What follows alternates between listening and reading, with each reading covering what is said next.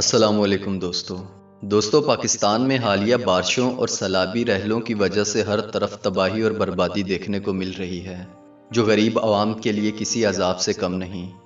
جہاں سیلابی رحلوں میں ہزاروں قیمتی جانیں سیلاب کی نظر ہوئیں، وہاں کچھ ایسے مناظر بھی دیکھنے کو ملے جو کسی معجزے سے کم نہیں۔ دوستو، آج ہم آپ کو اس ویڈیو میں کچھ ایسے ہی معجزات کے مناظر دکھائیں گے جس سے ثابت ہوتا ہے کہ واقعی جسے اللہ رکھے اسے کون چکھے۔ آگے بڑھنے سے پہلے ہمارے چینل ریئل فیکٹ انفو کو سبسکرائب کر لیں اور ساتھ دیے گئے بیل آئیکن کو لازمی دبائیں اور ہماری ویڈیو پسند آنے کی صورت میں لائک لازمی کریں۔ دوستو، یہ ویڈیو دریائے سوات کے قریب ہونے والے ایک معجزے کے بارے میں ہے، جس میں سیلاب کے دوران ایک گاڑی دریائے سوات میں جا گری۔ اس گاڑی میں ایک فیملی موجود تھی۔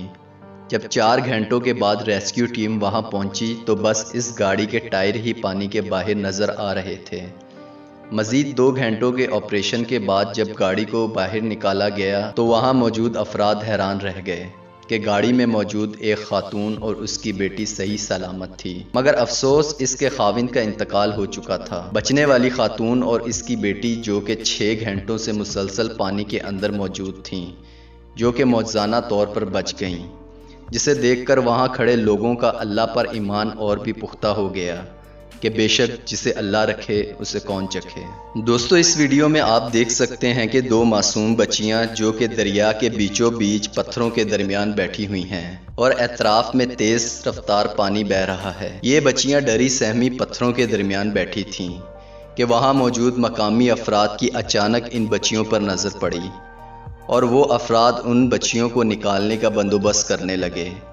کافی محنت کے بعد آخر کار ان معصوم بچیوں کو صحیح سلامت نکال لیا گیا۔ بے شک اللہ تعالیٰ جس کی حفاظت کرے اسے دنیا کی کوئی طاقت نقصان نہیں پہنچا سکتی۔ دوستو، اس معجزے کا تعلق پاکستان کے علاقے قلعہ سیف اللہ سے ہے، جہاں اس صدی کا سب سے بڑا معجزہ دیکھنے کو ملا۔ پیارے دوستو، قرآن پاک اللہ تعالیٰ کا کلام ہے۔ جب سیلابی پانی اس علاقے کی طرف بڑھ رہا تھا تو لوگوں نے پانی کو دور سے دیکھ کر قرآن پاک گھر سے اٹھا لائے اور سیلابی پانی کے آگے کر دیے اور اللہ تعالیٰ سے دعا کی، یا اللہ اس کلام کے صدقے ہمیں اس آفت سے محفوظ رکھ۔ تو دوستو، قدرت کا کرنا ایسا ہوا کہ اس گاؤں کے باہر تقریباً 3 سے 4 کلومیٹر تک اللہ کے حکم سے زمین پھٹ گئی اور سیلاب کا سارا پانی اس میں سما گیا۔ قرآن پاک کے اس معجزے کو دیکھ کر پورے گاؤں میں اللہ اکبر کی صدائیں گونجنے لگیں اور اللہ تعالیٰ اور قرآن پاک پر لوگوں کا یقین اور بھی کامل ہو گیا۔ دوستو، اس سیلاب میں یہ بھی سوال اٹھایا جا رہا ہے کہ یہ سیلاب قومی بدعمالیوں کا نتیجہ ہے یا پھر کچھ اور۔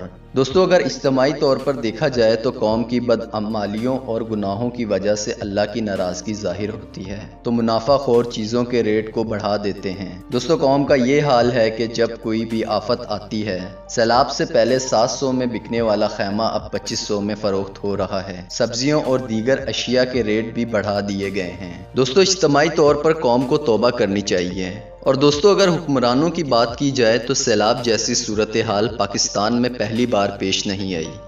پانی کو اسٹور کرنے کے لیے ڈیمز بنانے کی بجائے حکمران اپنی ہی سیاست میں مصروف رہے اور لوگ مرتے رہے۔